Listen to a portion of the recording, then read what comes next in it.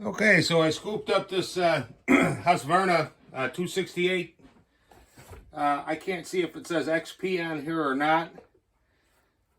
I think there was a couple different versions. I'm not as familiar with Husqvarna as I am with steel, but it's time for me to, start expanding the horizons. And the cover's a little dirty. So what I want to do is I want to dribble a little gas in there and see if this will... Oh, that's kind of different. A little different than the steel. Okay. And I want to dribble a little bit of gas in there just to see if she burps over. Oh, look at this. This is a different setup. A little different than how steel does it, that's for sure. Okay. So that looks like a choke.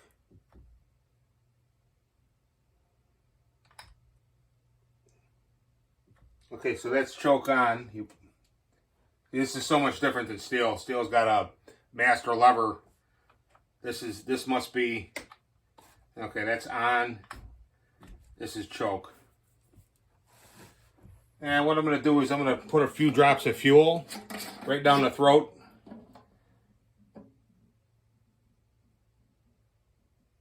Let's see what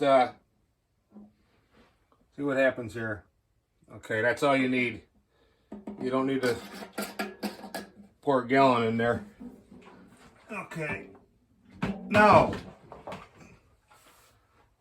we gotta make sure the choke is open. I want to make sure this tilts down. Ignition's off.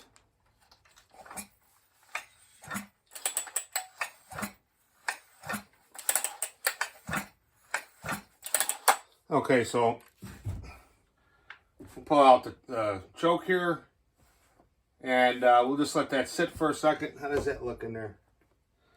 Yeah, it looks like all the fuel went in there. Okay, so I'm assuming that is on. Pull out the choke. Let's see what happens here.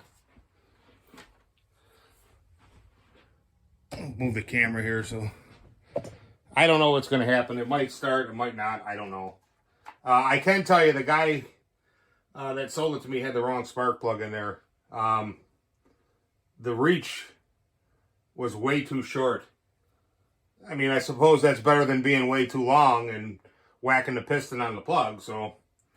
Alrighty, let's see what happens here.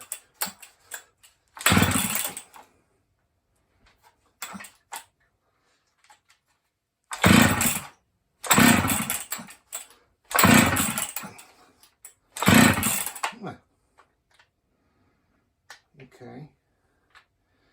Let's choke on.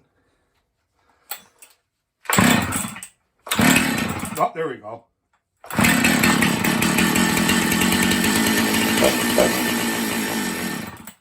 Okay, well, that's a good sign.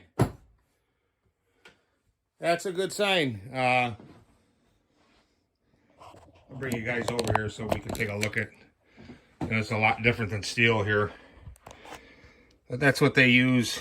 They got looks like a 90-degree elbow that comes down.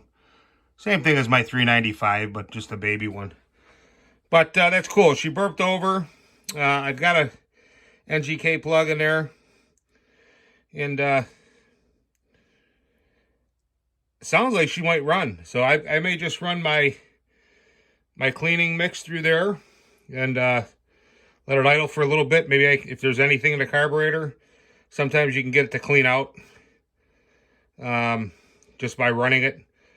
If not, we'll try and rebuild the carb. If not, we got to put a new carb. But the compression is decent. The muffler's a little rusted, but it's something you can take off and bead blast it or file it down and repaint it. But all in all, it looks like a nice little saw, and these are supposed to be pretty powerful. So we'll see what happens here.